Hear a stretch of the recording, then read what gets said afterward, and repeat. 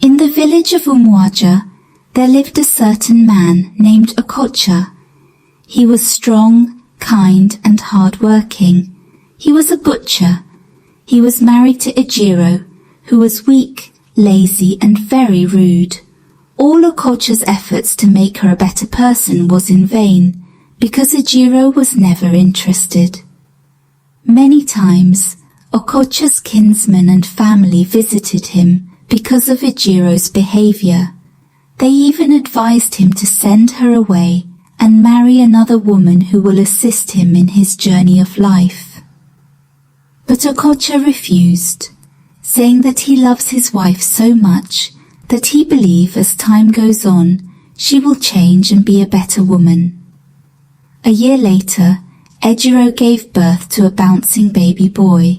Okocha named him Ebuka. Then 2 years later, she put to birth again, a beautiful girl, and Ejiro named her Ese. Life goes on in Okocha's family. Everything would have been pleasant if Ejiro had improved a little, but she became worse. Okocha was left to do the house chores, and yet go out to look for their daily bread. There was a day. Ebuka and Ese went to bed without food, because Okocha didn't come home on time to make dinner, and Ejiro was at home doing nothing. He felt so bad. Since that day, any time, Okocha do not finish selling his meat on time. He buys already cooked food from the market and send it home for the family. He was so kind that he doesn't buy for his children alone. Rather, he include his lazy wife's own. There was serious complaint and gossip from Okocha's family, neighbors and the whole community regarding his wife's attitude, but Okocha paid deaf ears to their complaints. Okocha continued like that. He became so stressed. By the time he clocked 47 years of age, he was already looking like a 70-year-old man. Okocha's children, Ebuka and Ese, were of different characters. Ebuka was a replica of his father, kind, strong, respectful, and very hard-working, while Ese was lazy, weak, and very rude, just like her mother, Ejiro. At the age of 23, Ebuka has graduated from the university with a top grade, while Ise was still struggling with JAM. Few months later, Ebuka went for National Youth Service in the city of Lagos. He was posted to a reputable company for his primary assignment. Ebuka was retained by the company after service because he was good, but Ebuka kept it as a secret from the family. He said, "I will tell my lovely family when I receive my first salary." Behold, when he received his first pay, he took some days off from work to go see his family. The permission was granted. After work, he took a night bus heading to the village of Umuaja. At the village, they heard a knock at the door at about 5 a.m., and they were curious. Who could that be? Then Ejiro said, "Who is that?" Ebuka answered, "Ebuka, there were great joy in the family." For the first time in so many years, Ejiro prepared a nice delicacy for her son, Ebuka. Later that day, Ebuka broke the good news to them and they were amazed. Ebuka gave his parent his first salary and they prayed for him. He asked his father to reduce his stress at work, that henceforth he will start to support the family. He even hired a woman to assist with the house chores, registered his father for a routine checkup in the hospital. They were so proud of him. 4 days later, Ebuka went back to work. He worked diligently and he was promoted twice in 3 years. Ebuka visited the family always, that they didn't feel it, as if he was living far away. One day, Ebuka got a call from his mother that his father, Okocha, was critically ill. He fainted and he was rushed to the hospital.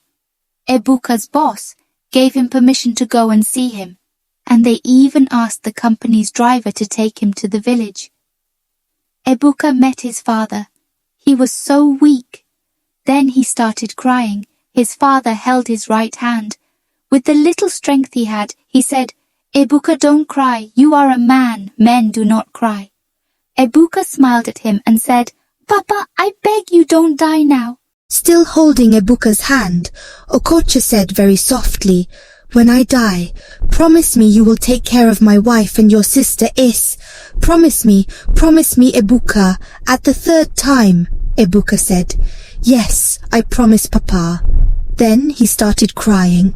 Okocha patted his shoulder, signing him to calm down. Then he asked Ebuka to knee down. He obeyed. He put his hand on Ebuka's head and softly blessed him while Ebuka tearfully said Amen. At a point, Ebuka didn't hear his father's voice again. His right hand on Ebuka's head fell off. Okocha has given up the ghost. He died at the age of 55. There were great sorrow and mourning in Umuaja village. He was a good man. Okocha kinsmen and the entire community were against Ejiro. They accused her for the untimely death of Okocha. Her stay in the village was frustrating and unbearable because she was treated like an outcast. The villagers stopped talking to her.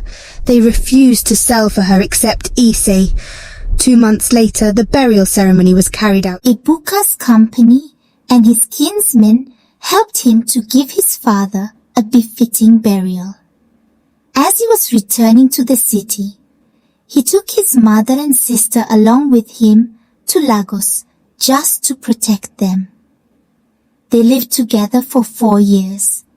There was a time Ebuka offered to open a shop for her mother and Ese because he didn't like the way they were idle. They were not interested. Ese refused to go to school too. After much effort, Ebuka decided to leave them to their own fate. He gave them food, shelter, and good life. There was tragedy in Ebuka's office one day. His colleague forged his signature and made away with huge money. Ebuka was suspended while the investigation was going on. But when Ebuka got home, he lied to the family that he was sacked.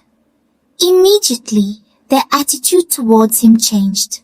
They didn't pity for him nor console him. In space of 1 month, he was already living in hell in his own house. He went through pains and torture from his own mother and sister. He was heartbroken. He pretended to be broke and no one gave him penny. Then he started to recall how his mother and Ace used to respect and care for him. Now he's getting the opposite.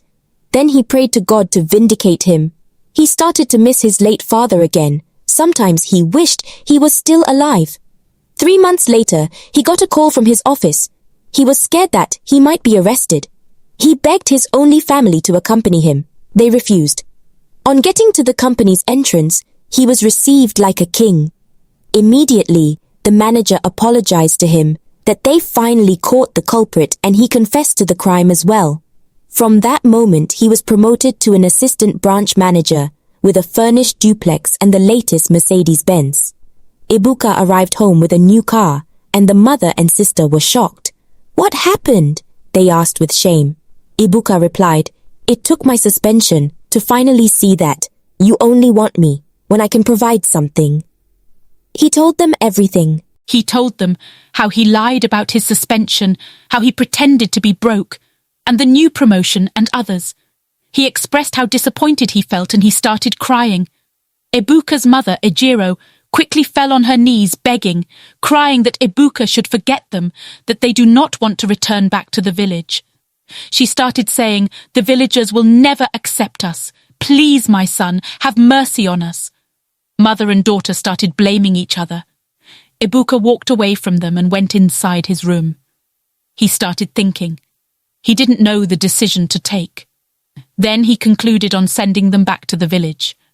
When he was still thinking, he fell asleep.